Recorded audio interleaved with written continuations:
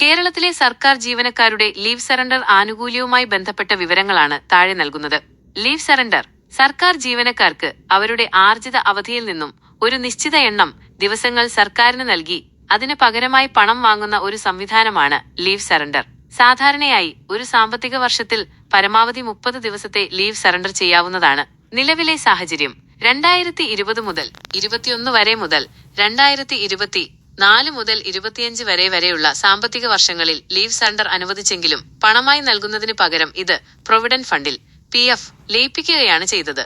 ഇങ്ങനെ PFൽ ലയിപ്പിച്ച തുക അടുത്ത സർക്കാർ അധികാരത്തിൽ വരുമ്പോഴേ ജീവനക്കാർക്ക് പിൻവലിക്കാൻ സാധിക്കുകയുള്ളൂ.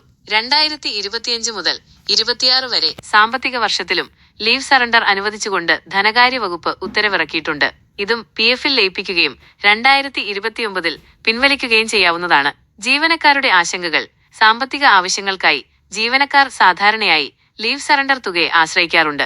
എന്നാൽ ഈ തുക PFൽ ലയിപ്പിക്കുന്നതിലൂടെ അവരുടെ സാമ്പത്തിക ആവശ്യങ്ങൾ നിറവേറ്റാൻ സാധിക്കാതെ വരുന്നു. PFലേക്ക് മാറ്റിയ പേ റിവിഷൻ കുടിശ്ശികയും 16% DAയും ഇതുവരെ ജീവനക്കാർക്ക് ലഭിച്ചിട്ടില്ല.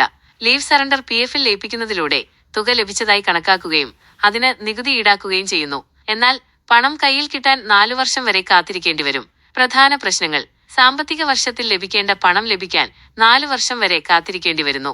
PFലേക്ക് പോയ പേ റിവിഷൻ കുടിശ്ശികയും DAയും ഇതുവരെ ലഭ്യമല്ല.